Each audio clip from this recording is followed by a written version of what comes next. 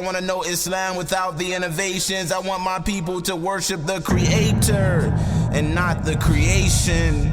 I want to know what it's like to travel to heaven and back in one night. I want to know what it's like to stand in the shadow of Adam's height. I want to know love, I want to know light. I want to know what it's like to hear the angels recite. I want to know victory before my time here is done. I want to see this ummah united as one.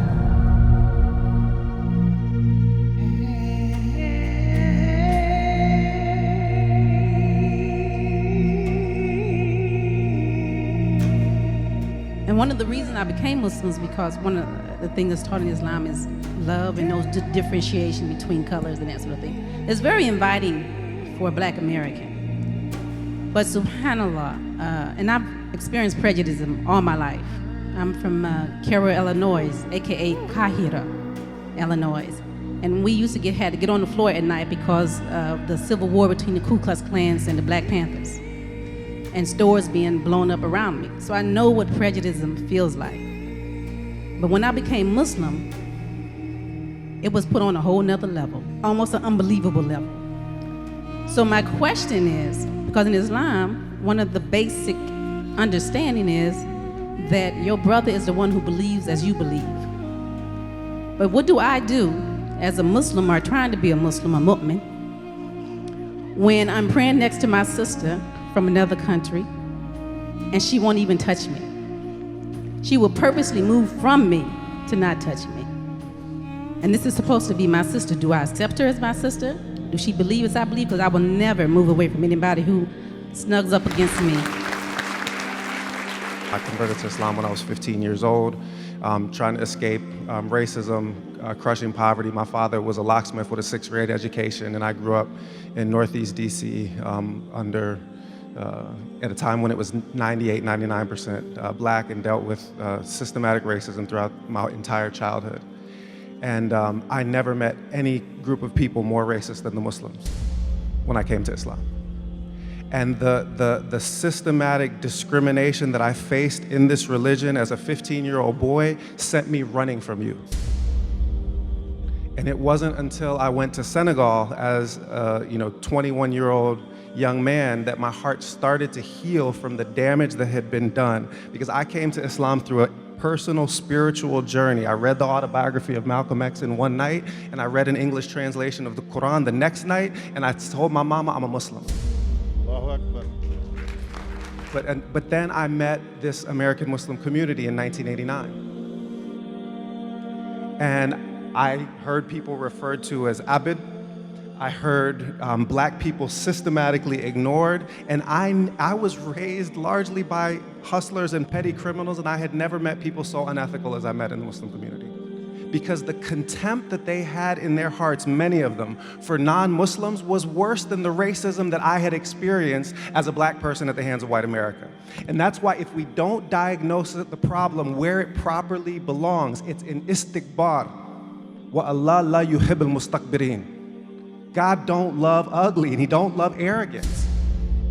My brother-in-law walked into Desi Masjid in 1997 with his pants sagging, cornrows in his hair. This is before my wife had even accepted Islam. But he was spiritually suffering, and he walked in with his throwback jersey, sagging pants, and cornrows, and they met him at the door and said, "We think you might be in the wrong place." If we do not remove this scourge from our community, we're of no use to anyone, least of all ourselves, much less anyone else. The Quran is a purely colorblind book. There is not a single reference to hair texture or skin color for any of the actors in the Quran, because God don't see that. It doesn't matter. When the Prophet ﷺ saw Sayyidina Musa ﷺ in dreams and waking visions, he said he was the most handsome of the black men. How many of y'all knew that Moses was what we would describe as a black man? Asmar Shadid Asmara is the way that he described him, intensely brown in color. How many of us noticed that 3/4 of the stories in the Quran take place in Africa? In ancient Egypt, at a time when most ancient Egyptians were blacker than the ace of spades. We don't pay attention to it, not just because we ignore Africa and Africans, but because God in his wisdom chose not to single out human beings on the basis of color. The only partial exception to that truth is the name of our forefather Adam, whose name meant dark brown in Old Arabic. If we can't return to that moment of our creation and be humble as creations made in dirt, the cure for the sin of pride, as related by the great Senegalese scholar Ahmadou Bamba Mbaké, he said, the cure is to ponder your body and how it was created. You begin your life as a nasty drop of sperm, you live your life as a walking sack of feces, and you end your life as a corpse, odious and rotting. You are all the children of Adam, and it is from dirt that you were created. In conjunction with that struggle to actually purify our hearts of a spiritual sickness, it's not that social engineering will remove the problem, but the problem, you can't right a wrong that's systematically been inflicted upon a group of people over an extended period of time by treating everyone the same. That is not how you remedy when the scales have been hugely imbalanced.